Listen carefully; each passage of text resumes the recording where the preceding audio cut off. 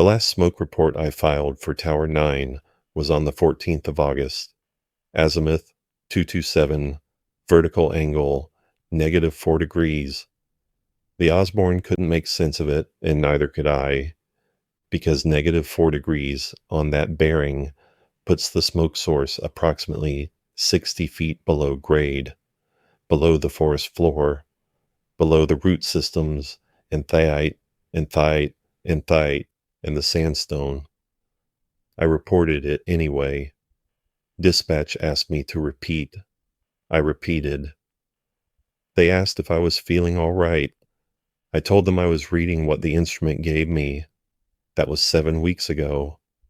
I haven't been back to Tower 9 since the morning I came down and found the access road warm. I should explain what my job actually is or was. I'm not a lookout. I don't sit in a tower for months watching the horizon. I'm the person who keeps the towers functional so other people can do that. I hold a maintenance contract with the Cascadia Inland Fire Cooperative, which is a regional consortium of 3 counties in central Washington that pool resources for wildfire detection.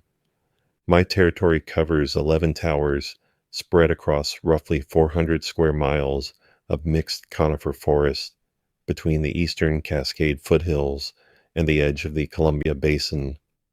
I service the Osborne firefinders, the radio repeaters, the solar panels, the lightning protection systems, the structural steel, the stairs, the cabin weatherproofing. I replace broken anemometers and cracked glass. I haul propane for the backup generators. I check the grounding rods after electrical storms. I repaint the safety markings on the catwalks every 3 years. It's not glamorous work, and it's not lonely work either, not the way people imagine it. I'm usually on a tower for 4 to 6 hours, then driving 90 minutes to the next one. I carry a 2-way radio keyed to the district repeater and a cell phone that works on about 40% of my routes. I know the roads. I know the bridges. I know which culverts wash out in spring and which gates the ranchers padlock without telling anyone. I've been doing this for 11 years. Before that, I was hotshot crew for 6 seasons, which is how I got familiar enough with fire behavior to know what smoke looks like at every distance and in every kind of light. I know the difference between a dust devil, a controlled burn, an escaped campfire, and a column. I know what inversion layers do to smoke color. I know what terrain channeling does to drift. I'm telling you this because I need you to understand that when I say what I saw at Tower 9 doesn't have a rational explanation, I'm not saying it casually. I'm not saying it because I panicked or because the light was funny or because I was tired after a long day. I'm saying it after weeks of verification, after calling in professionals, after checking every possibility that I have the training to check. Tower 9 sits at 4,700 feet on a basalt ridge called Hagen's Spine. The access road is a single-lane gravel track that climbs 2,000 vertical feet over 6 miles from the valley floor. The tower itself is a standard 70-foot steel frame, L4 angle iron, bolted gussets, galvanized in 1971 and last painted in 2019. The cap at the top is the original 14 by 14 design with wooden shutters and a hip roof. The Osborne is a 1962 model, the oldest still in active use in my territory.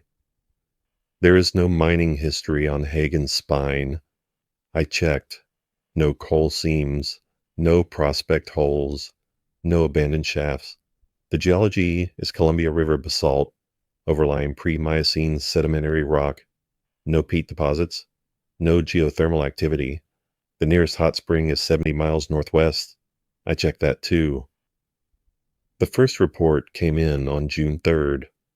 Kara Lindholm, the seasonal observer staffing Tower 9 for her second summer, called dispatch at 11:42 with a smoke sighting. Bearing 226, estimated distance less than 1 mile, character described as light gray, wispy, intermittent, no visible flame.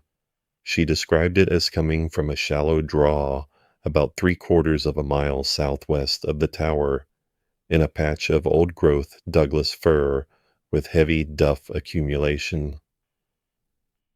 Dispatch sent a 2-person initial attack crew from Station 14. They found nothing. No smoke, no heat signature on the thermal camera, no scorching, no char. The duff was undisturbed.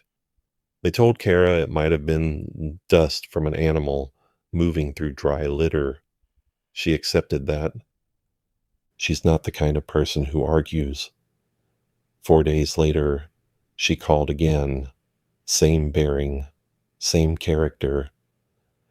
This time she noted on the form that the smoke appeared to be rising from below canopy level, which she said struck her as unusual, because the draw is dense enough that normal ground level smoke should diffuse before reaching sightline from the tower.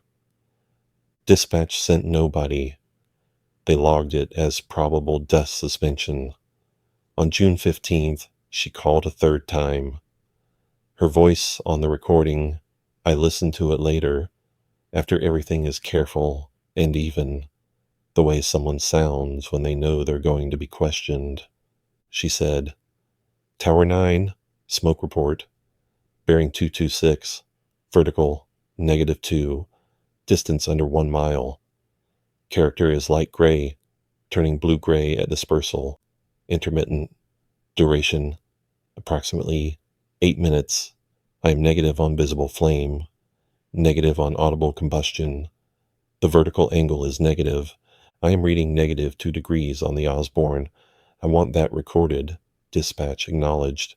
No crew was sent. The entry in the log notes. Observer reports possible ground fog. Vertical angle reading may reflect instrument calibration issue.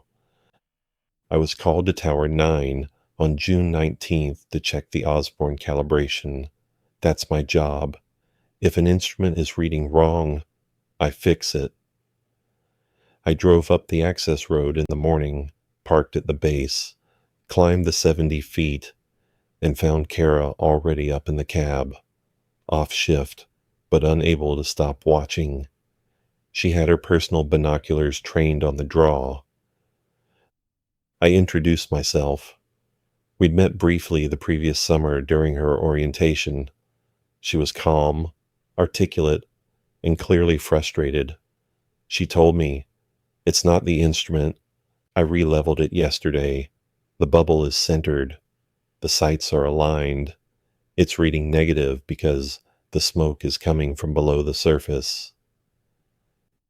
I asked her to show me. We waited. At 12:07, she pointed southwest and said, There. I looked through the Osborne, and she was right. A thin column of gray smoke, visible against the dark timber for maybe 30 seconds before it thinned and vanished. The vertical angle read -2.5 degrees. I wrote it down. Then I pulled out my own handheld compass and took a bearing.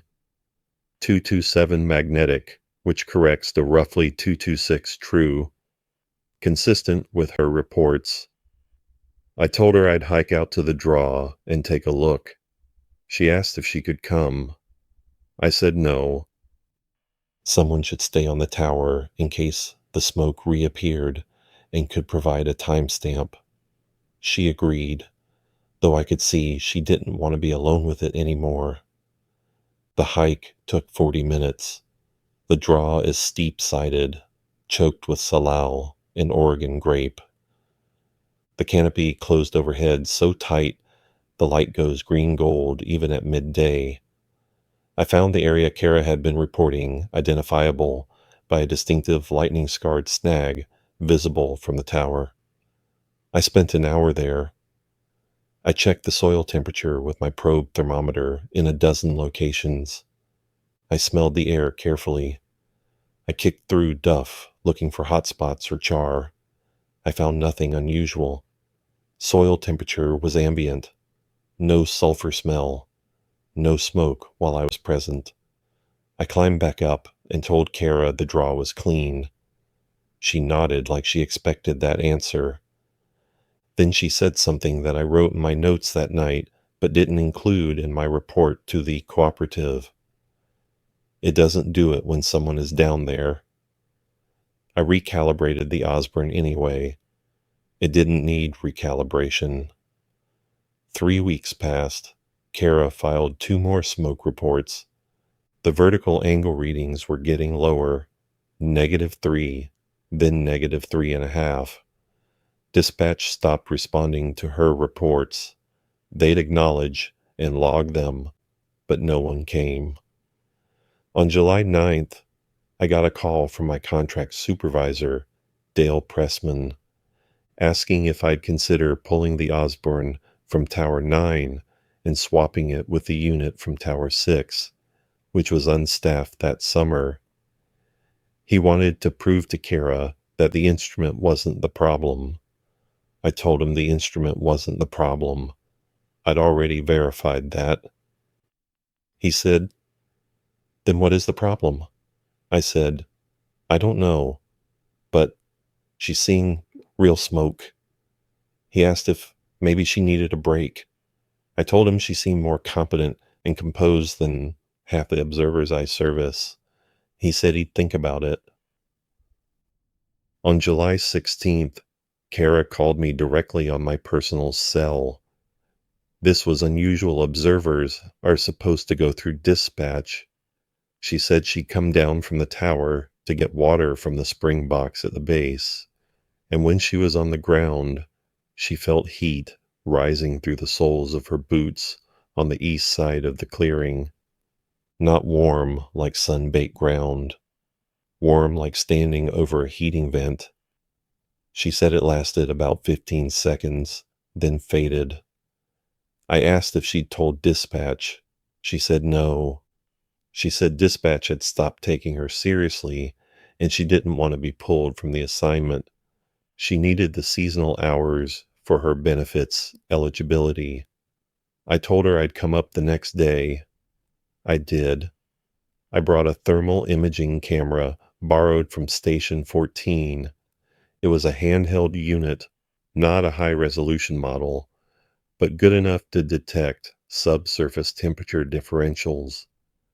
I spent 4 hours scanning the ground around the tower base, the clearing, and the access road as far down as the first switchback.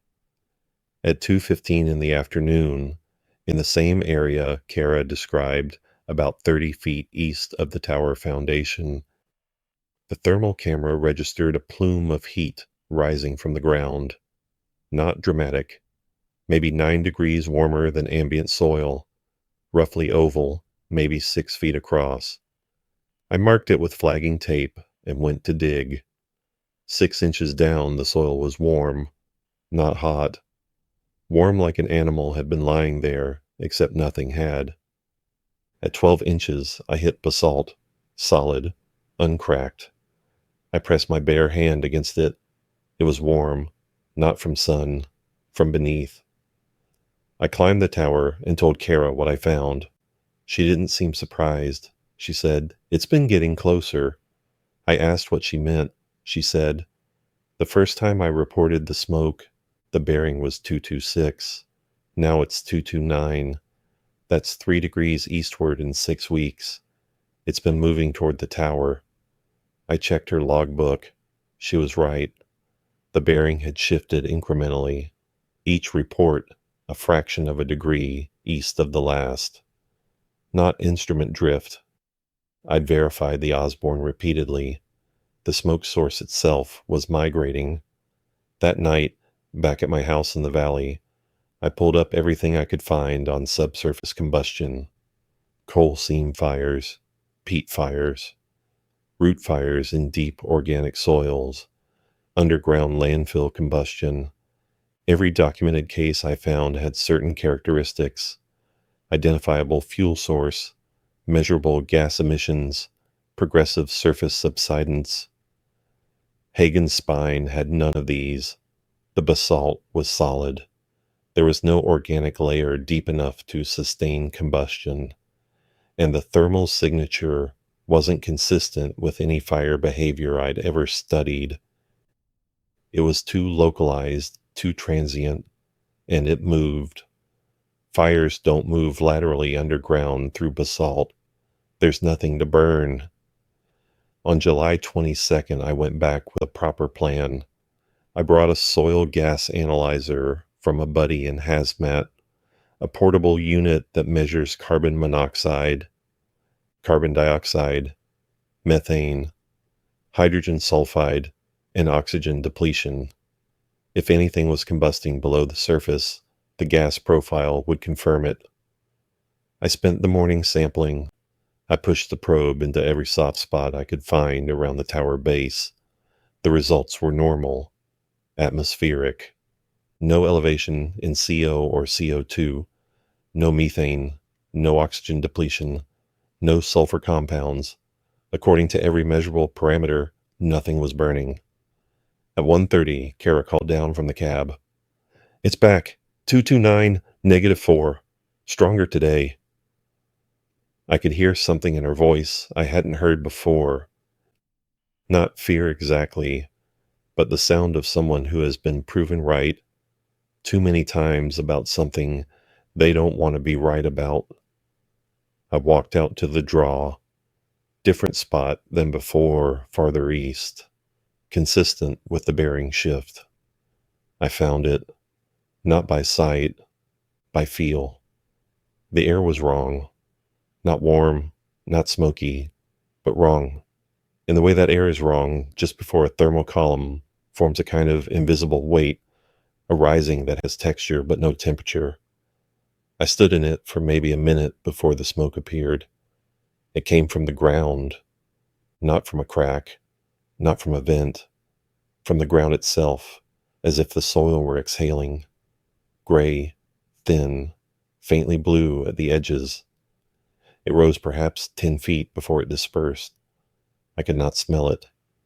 It did not trigger any reaction in my throat or eyes. I waved my hand through it and felt nothing. I pointed the gas analyzer directly into the plume and got the same readings I'd gotten all morning. Clean, normal, atmospheric. The smoke wasn't combustion. I don't know how to say that more clearly. I held a calibrated instrument in the middle of visible smoke, and the instrument said the air was clean. Whatever I was seeing wasn't produced by fire.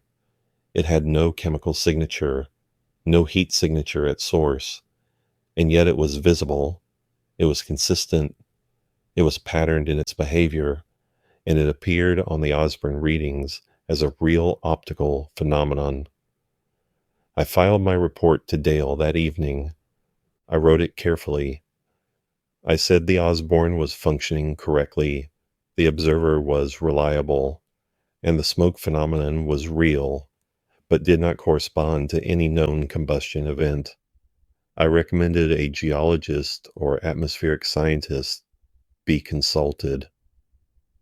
Dale called me the next morning and said the cooperative didn't have budget for outside consultants and asked if I thought the tower should be closed. I said I didn't see a safety reason to close it unless the thermal anomaly intensified. He said he'd leave it to me. August came. The smoke reports continued. The bearing continued to shift east. By August 5th, it was 231. The vertical angle was now -5, impossibly below grade. Kara told me she'd started hearing something at night. Not sound exactly. More like the absence of sound of pressure, she said, like being in a room where all the air had been removed, but you could still breathe. It happened between 2 and 4 a.m. She'd wake, unable to identify what had woken her, and lie in her sleeping bag in the cab, feeling something below her that she described as attention. I asked what she meant by attention. She said, like something down there knows the tower is here, knows I'm in it. I told her she should come down for a few days. She said she would. She didn't. On August 10th, I drove up for my regular monthly inspection. As I climbed the access road, I noticed something in the first mile that made me stop and get out. The gravel along the right shoulder in a patch where runoff usually pools was discolored. Not blackened, not charred, but gray, pale gray, like ash, except it wasn't ash. I picked it up. It was rock, gravel, but the color had changed from its normal reddish-brown basalt to a uniform gray. I followed the discoloration for about 40 yards. It was only on the road surface, not the shoulders, not the cut bank, not the vegetation, just the road. I drove on. At the third switchback, I stopped again. The same discoloration, longer this time, maybe 200 feet of gray road surface. And here I could feel it through the tires before I stopped. Not vibration, warmth. The road surface was radiating heat. I put my hand on it. Not burn hot, body temperature. 98, maybe 100 degrees. The air temperature was 72. I kept driving. Each switchback had more gray, more warmth. By the time I reached the tower clearing, the entire road surface for the last quarter mile was that uniform pale gray, and stepping out of the truck was like stepping onto a heated floor. Kara was in the cab. She waved. I climbed up. She looked thinner than 3 weeks ago, but not unwell. Alert. Too alert. She had her logbook open and showed me without being asked. Every day since my last visit, she'd logged the smoke. Every day the bearing had moved east. It was now directly below the tower, bearing irrelevant. Vertical angle, straight down. "It's under us," she said. I checked the Osborne. She had it pointed vertically down through the floor, which isn't how the instrument is meant to work. But I understood what she was showing me. She meant the smoke was no longer visible at any bearing because it was no longer at any distance. It was directly beneath Tower 9. I went down to the base. I walked the clearing slowly, hand out, feeling the air. The warmth was general now, not localized to one oval patch, but spread across the entire clearing, maybe 100 feet in diameter. Still not hot. Still body temperature. Still no gas reading on the analyzer, but something else. The ground was moving. Not shifting, not cracking, not subsiding, breathing. A slow, barely perceptible rise and fall. I stood still and watched my boots, and I could see it, or maybe I could feel it, and my eyes constructed the seeing afterward. A rhythm. Approximately one cycle every 90 seconds. Inhale, hold, exhale, hold. Like something vast beneath the basalt, expanding and contracting in a pattern too slow and too large for human lungs, but immediately recognizable as respiration. I climbed back up and told Kara we were leaving. She didn't argue. She packed her personal gear in 4 minutes. She'd already had it organized, I realized. She'd been ready to leave for days. She'd been waiting for someone to tell her. We drove down. The gray road was warmer than it had been an hour ago. At the second switchback, I looked in the rearview mirror and saw. I'm careful about this. I saw the air above the tower shimmering. Not smoke, not haze. The optical distortion you see above hot pavement in summer. Except it was above the tower, above the steel, above the 70-foot mark, and it was shaped. Not randomly. It had a columnar form, straight up, then a widening at perhaps 200 feet, then nothing. I did not stop. Kara was looking at her hands in the passenger seat and did not look back. We reached the valley floor. I dropped her at her apartment in Harlow. She said, "Are you going to tell them?" I said, "Yes." She said, "Tell them it's not fire." I said I would. I went home and called Dale. I told him Tower 9 should be closed immediately. He asked for a reason he could put in writing. I said the access road was exhibiting thermal anomalies consistent with subsurface geological instability, and the tower clearing showed ground movement suggestive of void formation. These were lies, but they were lies that would close the tower. Dale closed Tower 9 effective August 11th. He filed it as structural concern pending geotechnical assessment. The assessment was scheduled for September. On August 14th, I went back alone. I don't know why. I've thought about it every day since. I went back because something in me needed to see it without another person present. Kara had said it didn't manifest when someone was in the draw, but it had manifested with me there, and it had manifested with Kara in the tower. Maybe it needed someone present. Maybe it needed to be observed. The road was gray all the way from the valley floor now, not just the switchbacks, the entire 6 miles. And it was warmer, not body temperature anymore, but fever temperature, maybe 103, 104. My truck tires made a soft sound on it, like driving on something yielding. I was watching the temperature gauge on my dashboard, which had crept up 4 degrees by the time I reached the clearing. The tower was unchanged, steel, glass. The Osborne visible through the cab window still pointed straight down where Kara had left it. But the clearing was different. The gray had spread from the road surface onto the ground itself, not the soil, the rock. Exposed basalt outcrops at the clearing edge were gray now, uniform, pale, as if something had leached every mineral color from the stone and left only this flat, neutral tone. And the breathing was stronger. I could see it now without watching my boots. The ground moved, the whole clearing rising and falling, the trees at the edge swaying slightly with each cycle, not from wind. There was no wind, but from the motion beneath them. Their roots were riding something that breathed. I should have left then. I walked to the center of the clearing, directly under the tower, and I knelt and put my hand flat on the ground. It was not stone anymore, not soil, not warm, not cold. It was something I don't have a word for. It yielded under my palm like flesh over muscle or bone, firm but alive. I pressed and felt resistance, then acceptance, then a slow grip, not suction, not adhesion, something else. Like the ground was curling up slightly around the edges of my hand, like it was holding. I pulled my hand away.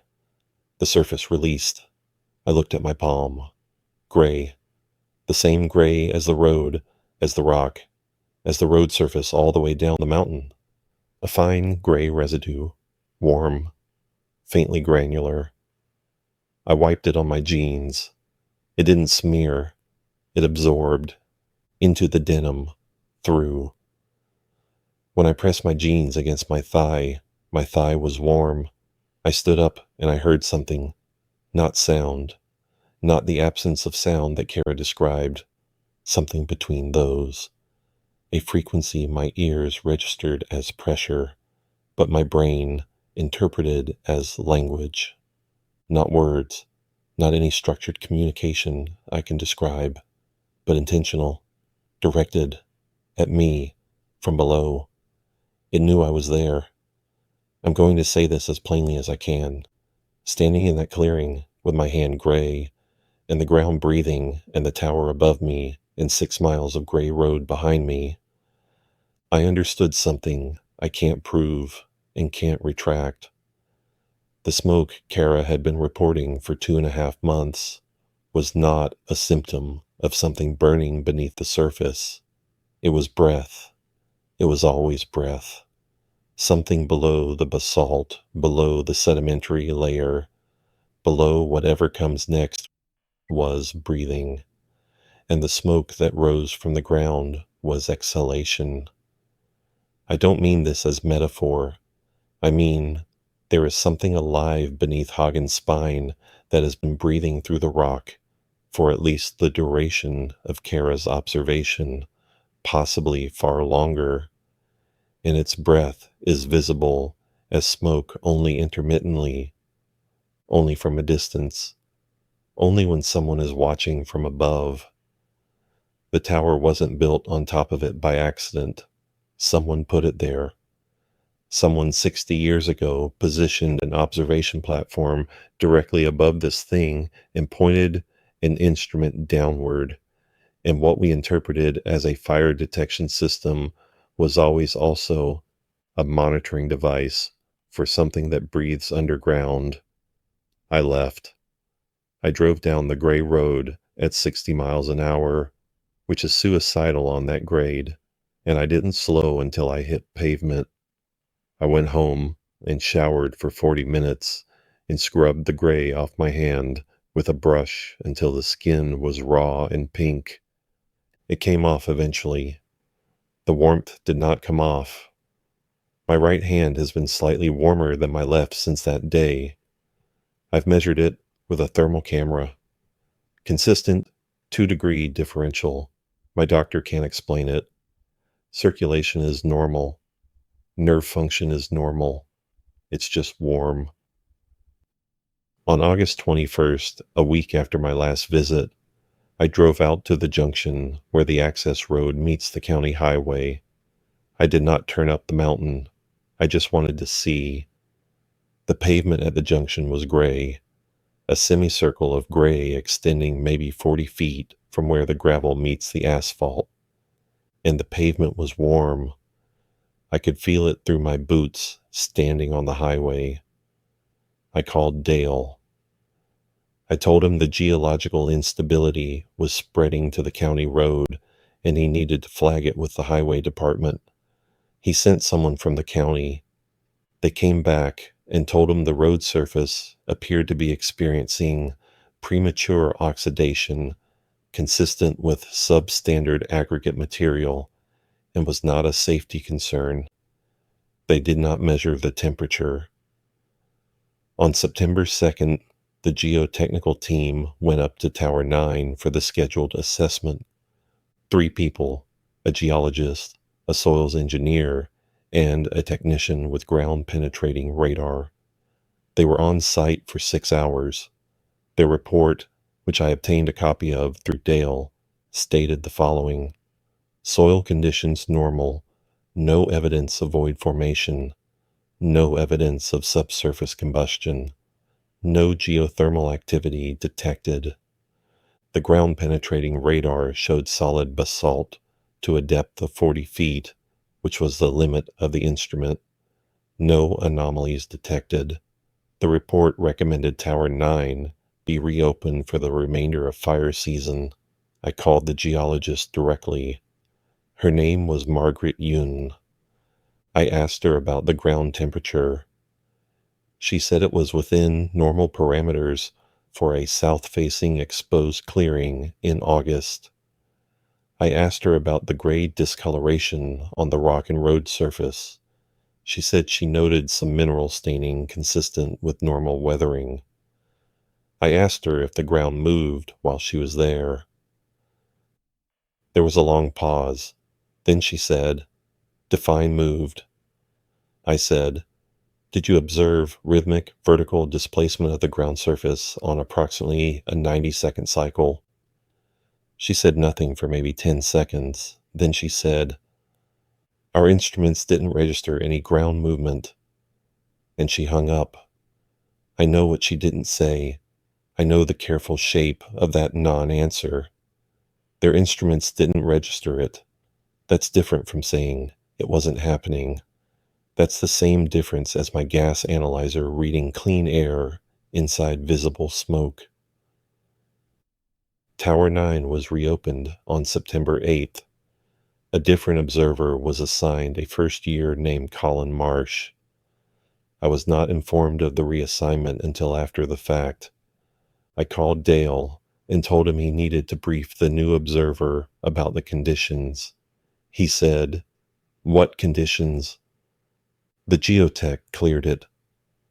I said there were phenomena on that site that the assessment didn't address.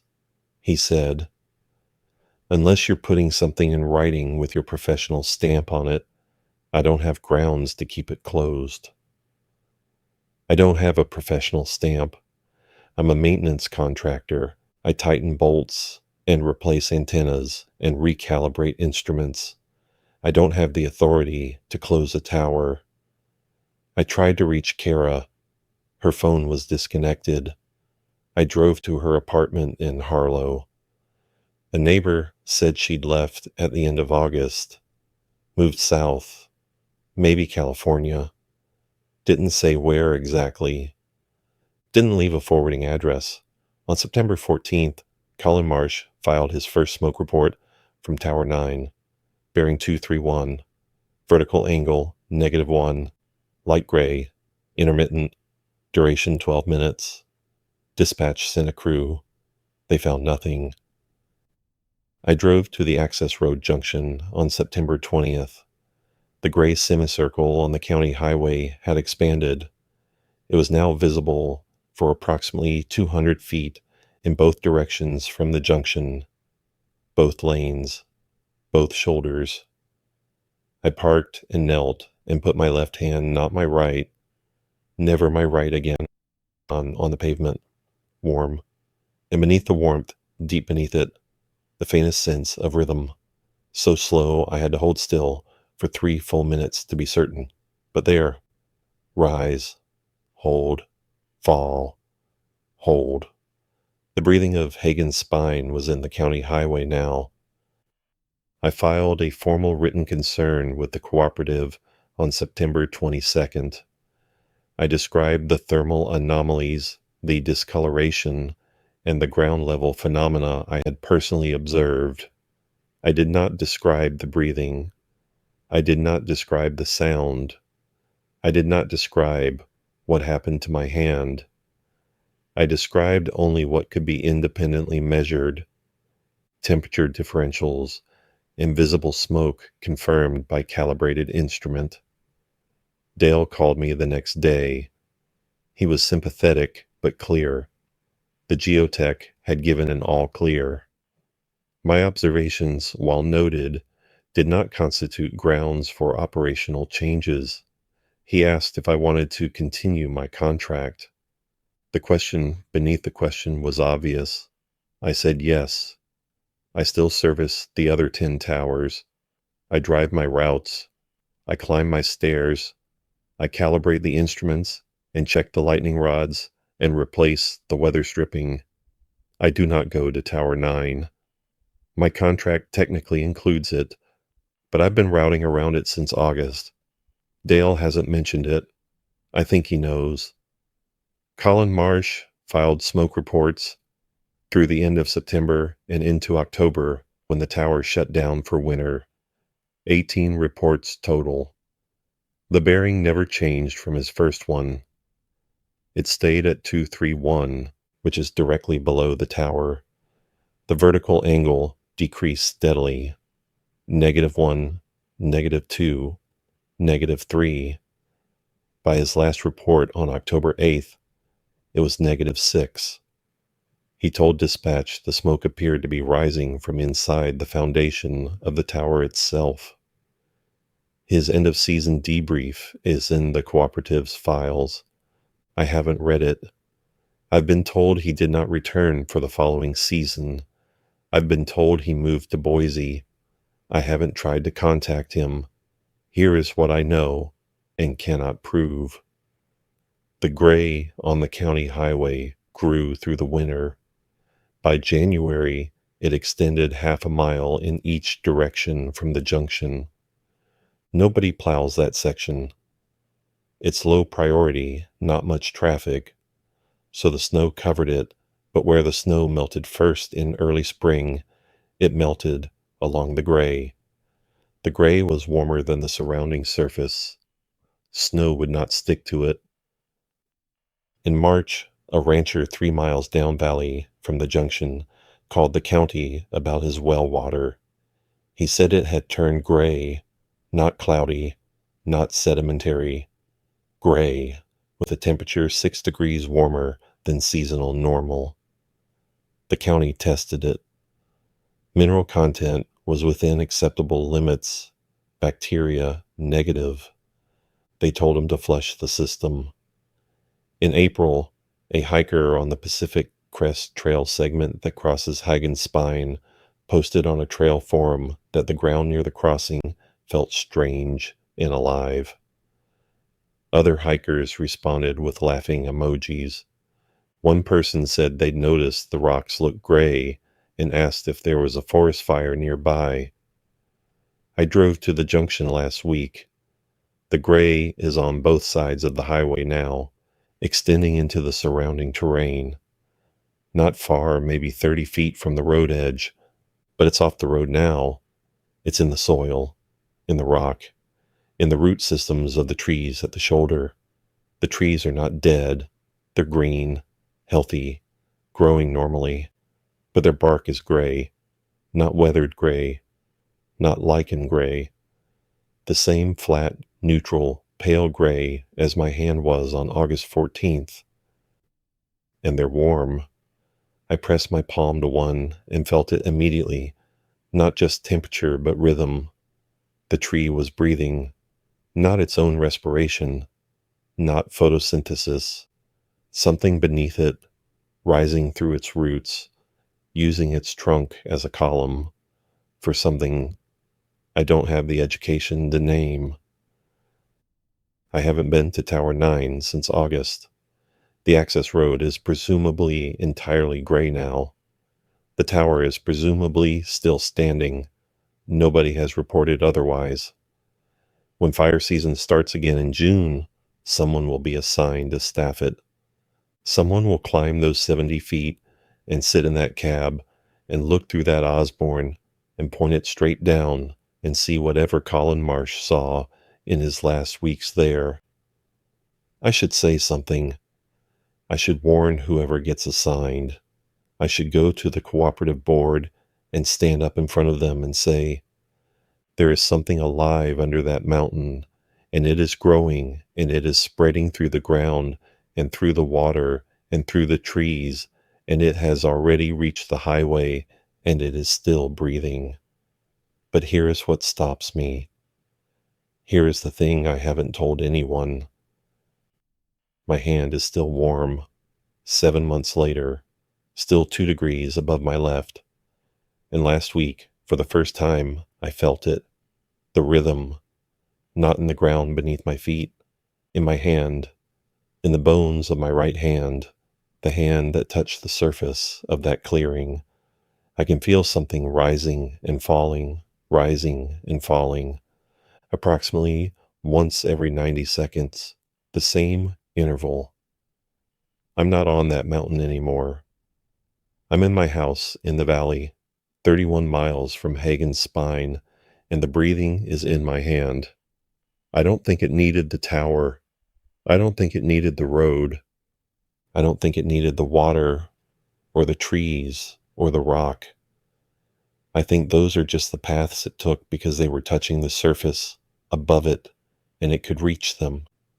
The way heat rises, the way smoke rises, the way breath rises.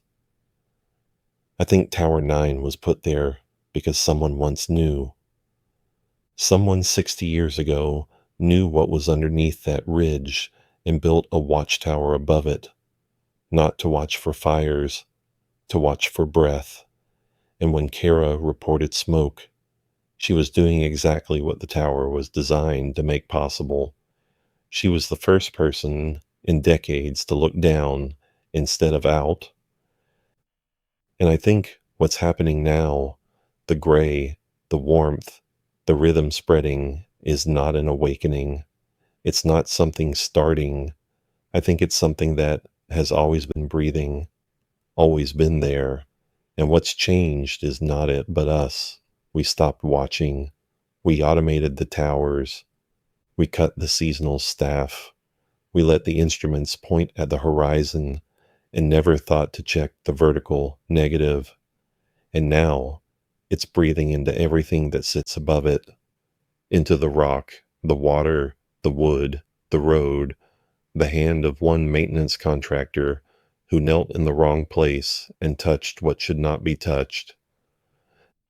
I maintain 10 towers now. I do my job. I drive my routes and I stay away from the junction, and I don't look at my right hand anymore because looking at it makes the rhythm stronger, makes it more present, as if attention is another kind of contact, as if observation itself is another surface through which breath can rise. Tower 9 opens for fire season in 3 weeks. I have a maintenance visit scheduled for June 1st. I'm supposed to go up and check the systems after winter, verify the Osborne, test the radio, inspect the steel for frost damage.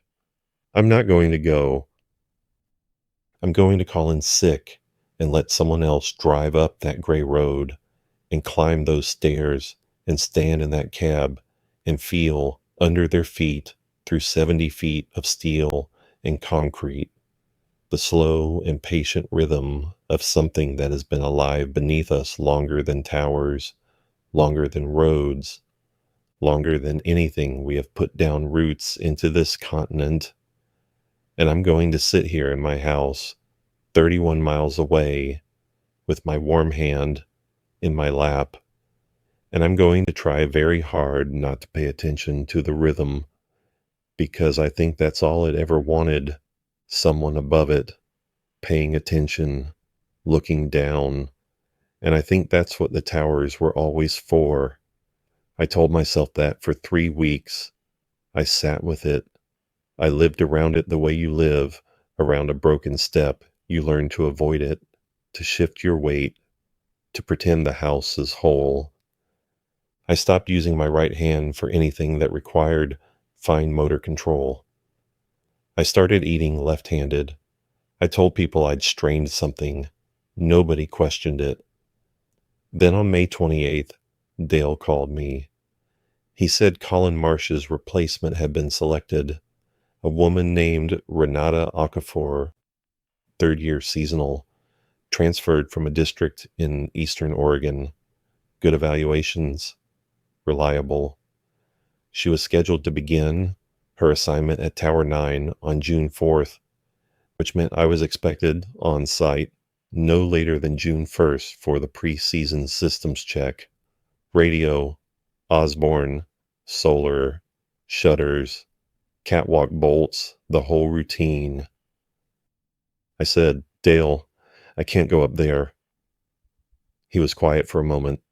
Then he said, is this a medical thing? I said yes, because it was easier. He said, get me a note, and I'll send Rodriguez. Rodriguez is my backup contractor. Semi-retired. Does the easy towers, the ones with paved access and cell service.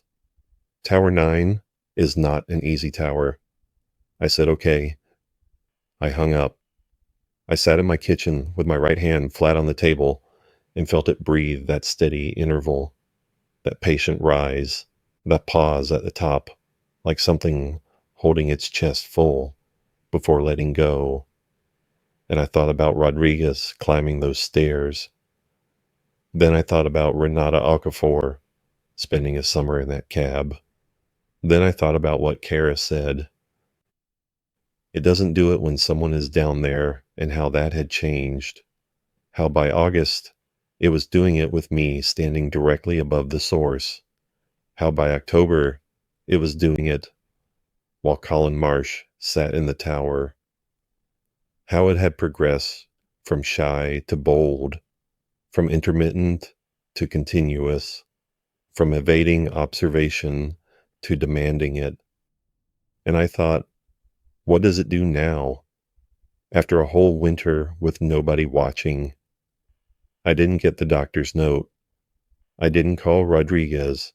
On May 31st, the day before the scheduled inspection, I loaded my truck with the standard pre-season kit: multimeter, torque wrench, replacement anemometer cups, radio test handset, binoculars, propane tester, first aid, water. I also brought the thermal camera. I also brought a stopwatch. I also brought a notebook with a fresh page where I'd written at the top, interval timing. I left my house at 5:40 a.m. The drive to the junction takes 40 minutes on the county highway. I've made it hundreds of times. I know every ranch gate, every frost heave, every curve where elk cross at dawn. The gray was worse. When I'd last seen it in April, it extended about 30 feet from the road edge on both sides of the junction. Now it was everywhere. For the last 3 miles before the junction, the highway itself was gray, the same flat, mineral-leached tone I'd first seen on the access road switchbacks last August. The center line markings were barely visible through it. The fog line was gone entirely. And the land on either side, the pasture, the fence posts, the drainage ditches, all of it carried that same neutral pallor. Grass still grew, but it was gray-green. Fence posts still stood, but the wood was gray. A metal gate I passed was gray. Not rust, not patina. Gray like surgical steel. Gray like ash. Gray like the thing my hand had touched. I pulled over a mile before the junction, got out, knelt. The highway was warm, not body temperature anymore. Higher. Maybe 108, 110. My infrared thermometer confirmed 111 degrees Fahrenheit, ambient air 56. The differential was staggering, and the rhythm was there, unmistakable now. I didn't need to wait 3 minutes to feel it. It was immediate, strong. The asphalt flexed slightly with each cycle. I put the stopwatch on it. 87 seconds peak to peak. Consistent with what I'd measured in August. Consistent with what my hand does every night when I lie still enough to notice. I got back in the truck. I almost turned around. I want that recorded. I almost left. The part of me that had been a hotshot firefighter, the part that knows when a situation has exceeded your training and your tools and your authority, that part was screaming at me to drive south and not stop until the highway was its normal color again. But there was Renata Okafor, 4 days away from being assigned to sleep above this thing without anyone telling her what was underneath. I turned up the access road. The gravel was entirely gray, not just discolored, any more transformed. It didn't crunch under my tires the way gravel should. It gave slightly, yielded, like driving on packed skin. The sound was wrong, muffled, organic, as if the road were absorbing the vibration of my passage rather than reflecting it. My truck's temperature gauge rose steadily as I climbed. Not engine temperature, the external sensor. It climbed from 56 at the highway to 63 at the first switchback to 71 at the third to 84 at the fifth. By the time I reached the clearing, the external sensor read 97 degrees and my dashboard was throwing a warning I'd never seen before, a thermometer icon that normally only appears in extreme desert conditions. I parked at the edge of the clearing. I did not immediately get out. I sat in the cab with the engine running and looked at Tower 9 through the windshield. The tower was gray, not weathered, not faded paint. The steel itself, the L4 angle iron, the gussets, the bolts, every surface from the base anchors to the catwalk railing to the cab roof was the same uniform gray as the road, the rock, the trees, the highway below. It looked like it had been cast from a single material, like it had grown from the ground rather than been built upon it. The cab windows were intact. The shutters were open. The Osborne was visible inside, right where it should be. Everything structurally appeared sound, but the color, the total absence of the green paint, the galvanization sheen, the rust spots I'd been tracking for 11 years, all of it replaced by gray. And the trees, every tree within the clearing, the Douglas firs, the ponderosa pines, the single western larch I'd used as a benchmark for my annual photo monitoring, all gray, bark, needles, everything. Green life still present in their structure. They weren't dead, weren't even stressed from what I could tell, but gray, as if the color had been extracted and something else deposited in its place. I turned off the engine. In the silence that followed, I could hear it. For the first time, without touching anything, without pressing my hand to the ground, I could hear the breathing, not through my ears exactly, through the frame of the truck, through the seat, through the steering wheel under my palms. The entire clearing was respirating, and the frequency was now loud enough. Is loud the right word? Present enough to transmit through air and metal and the soles of my boots even before I stepped out. I opened the door. The air was warm and tasted of nothing. Not smoke, not sulfur, not ozone, nothing. Absolute olfactory blankness, which is itself wrong, because forests smell like something. Resin, duff, pollen, decay. This air carried none of it, just warmth and blankness and the rhythm. I stepped onto the ground. It held me.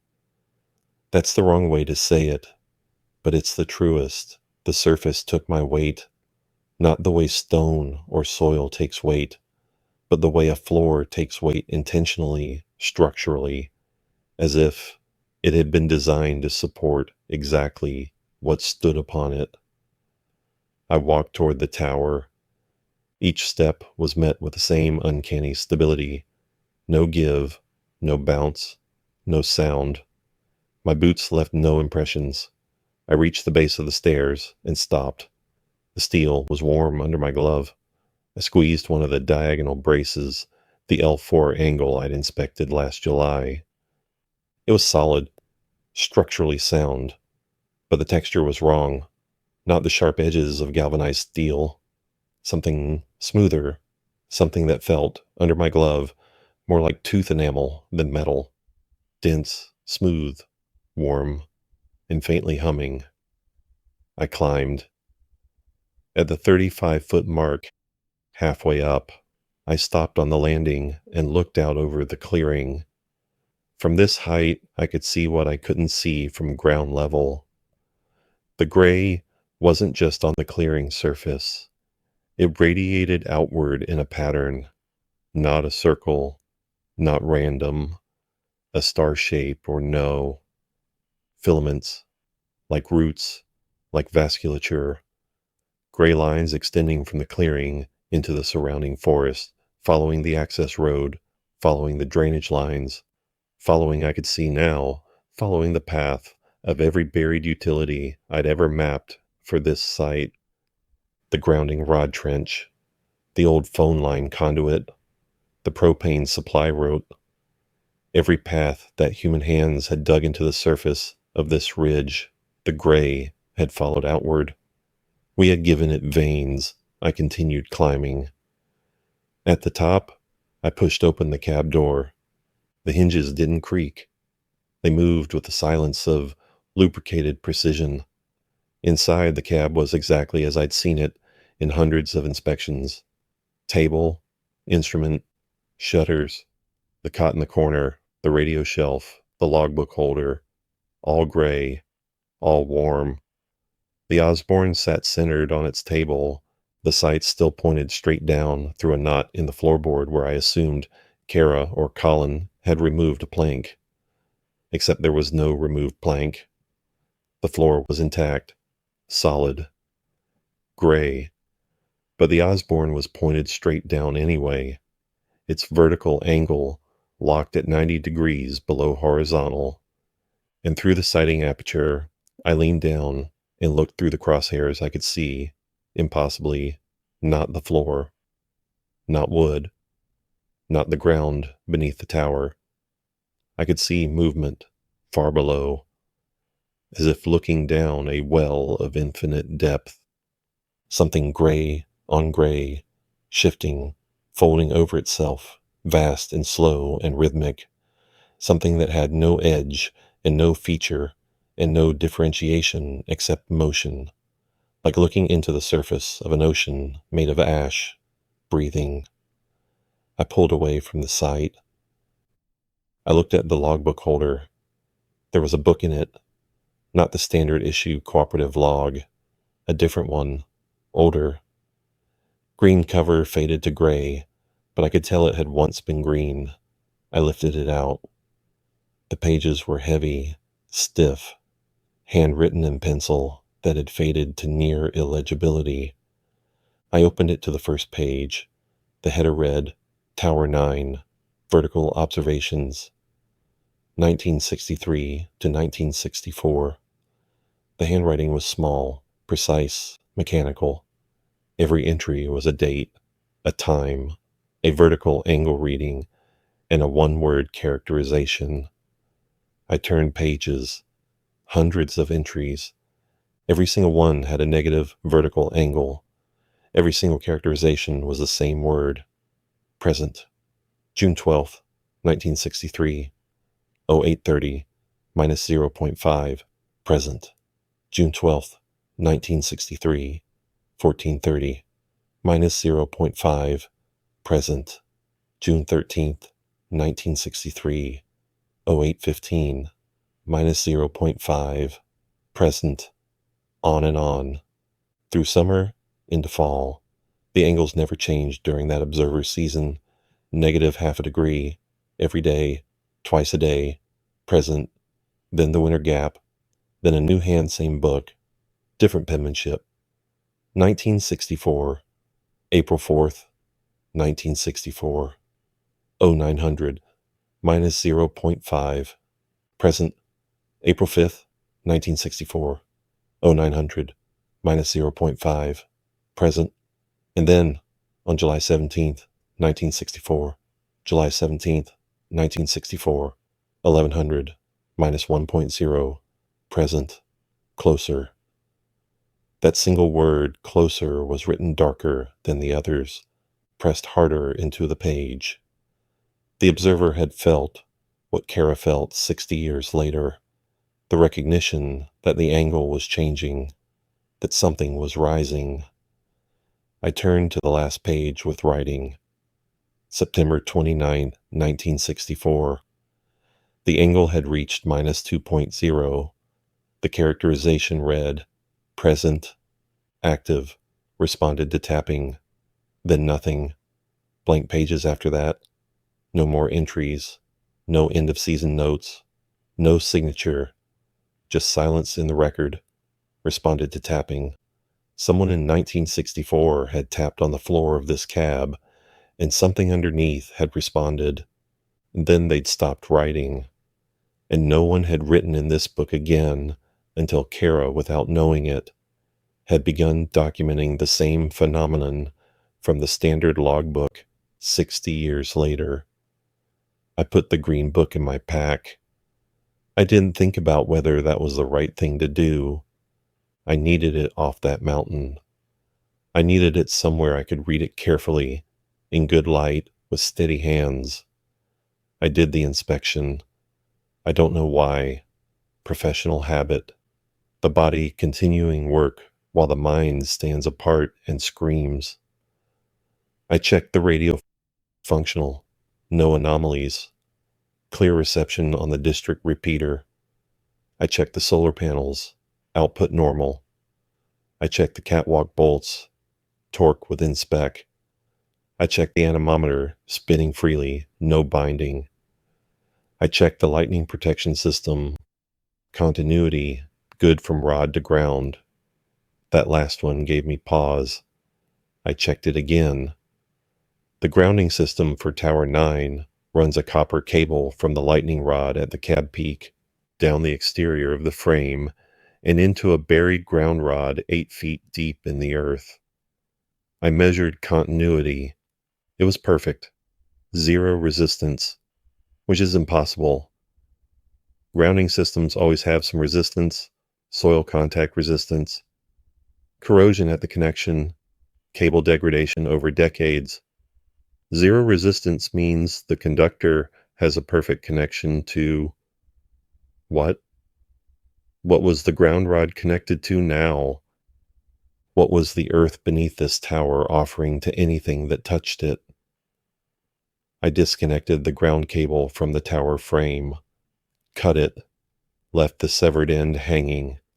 If lightning hit the tower this summer, it would have no path to ground. The frame would carry the charge. Dangerous for anyone inside. But I couldn't leave it connected. I couldn't leave a copper conductor running from 70 feet of steel directly into whatever was breathing beneath the ridge. The circuit felt wrong. The completion felt wrong.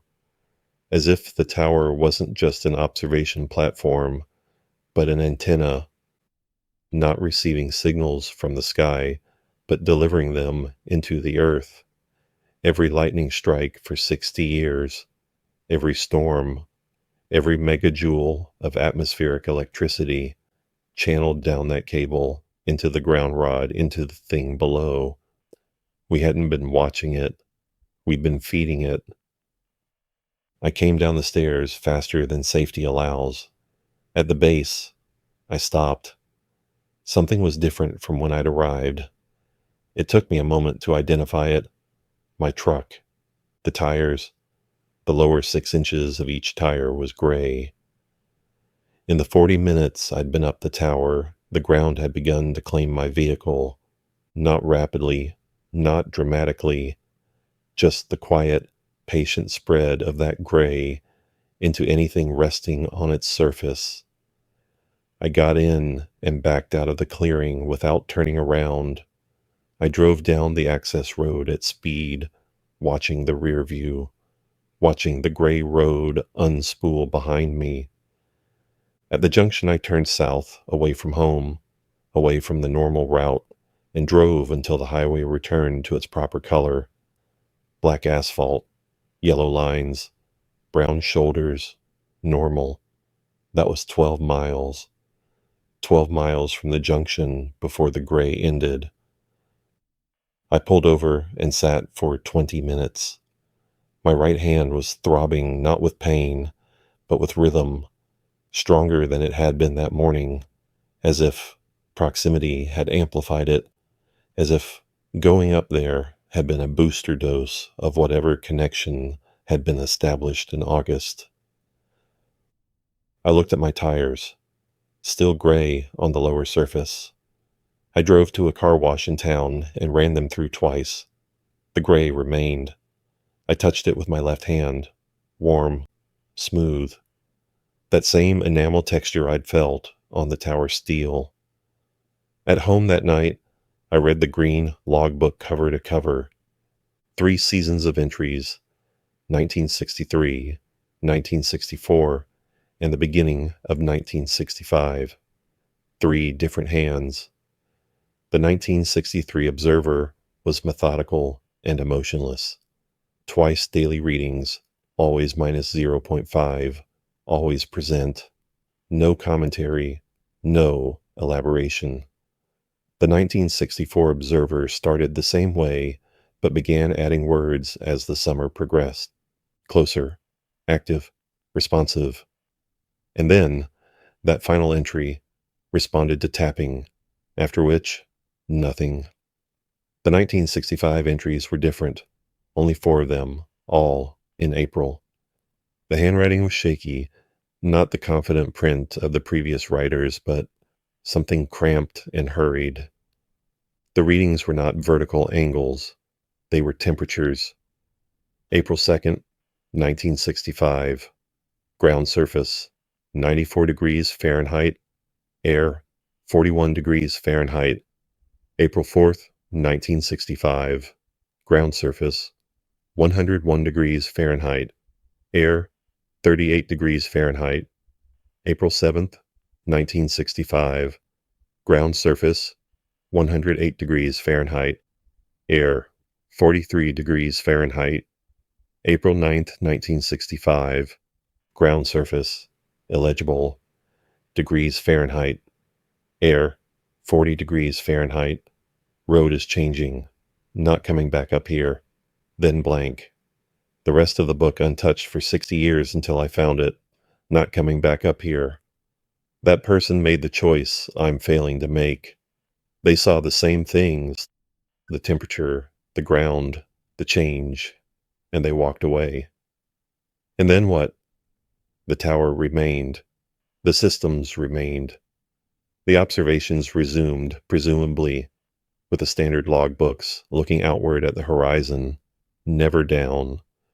And for 60 years, whatever was beneath Hagen's spine went back to sleep, or appeared to, or simply waited at minus 0.5 degrees, half a degree below the surface, breathing without being noticed, until Kara Lindholm arrived in June of last year and had the bad luck to look in the right direction at the right time.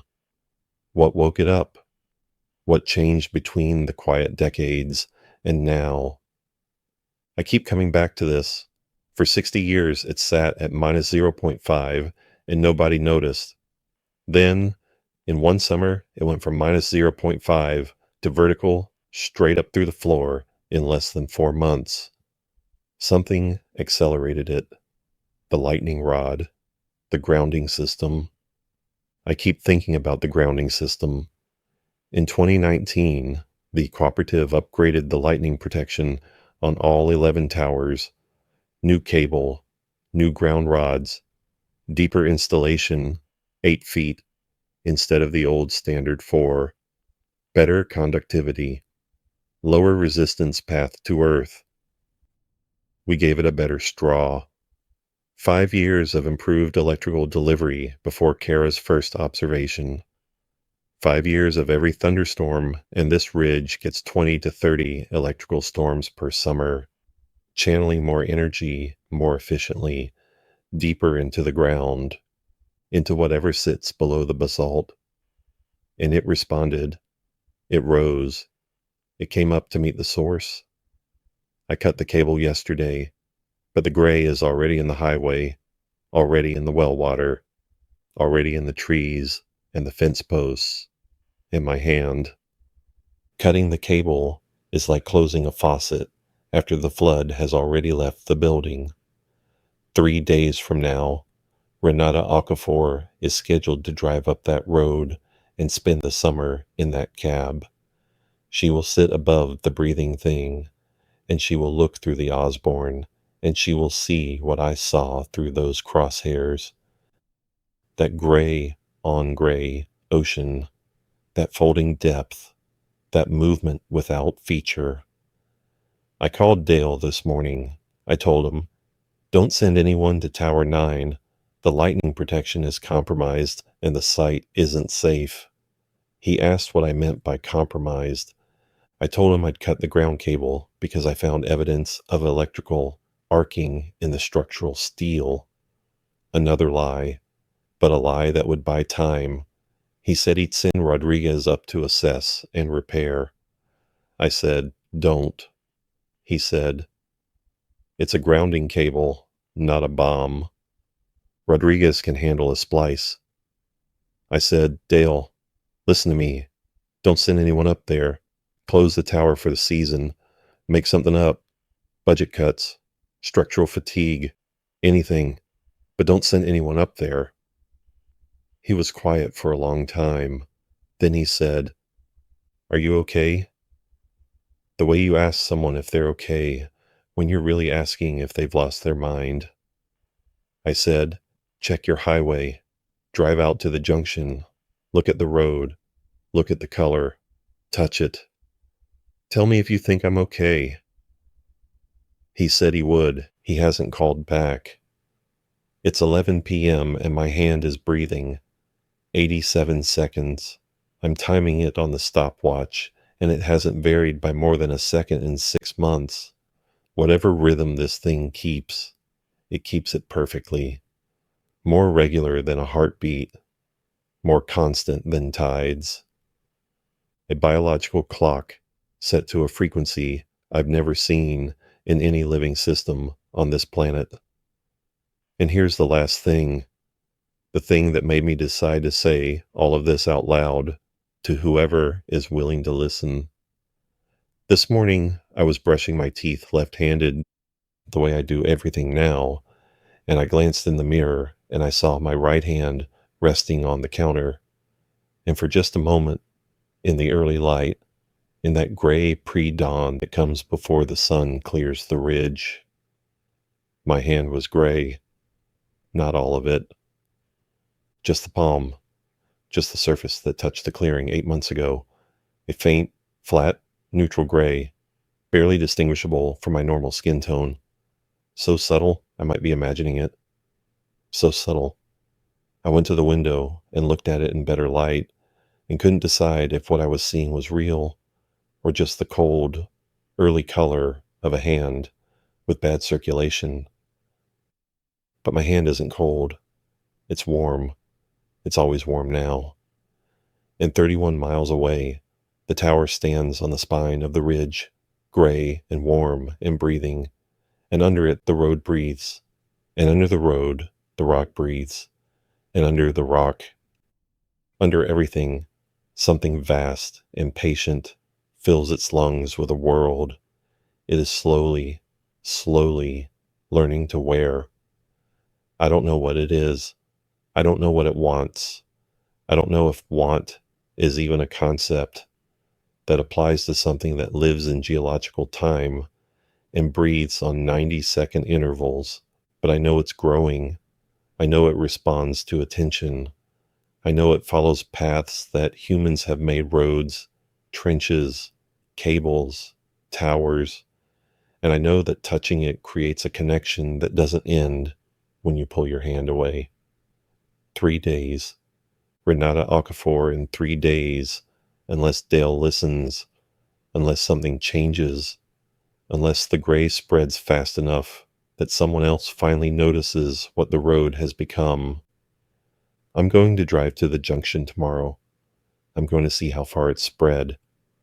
And I'm going to try very hard not to touch anything, because I think the rhythm in my hand is a tether. I think it connects me to the thing under the mountain, the way the grounding cable connected the tower. And I think if I go back, if I stand in that clearing again, if I touch that surface again, the connection won't be in my hand anymore. It'll be in all of me, and I won't leave, not because I can't, because I won't want to, because the 1964 observer's last word wasn't a warning, it was a discovery, responded to tapping.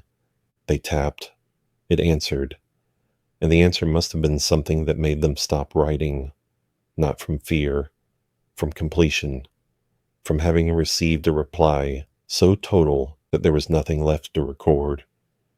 Tower 9 opens in 3 days. My hand is warm. The mountain is breathing. And I'm trying so hard not to tap back.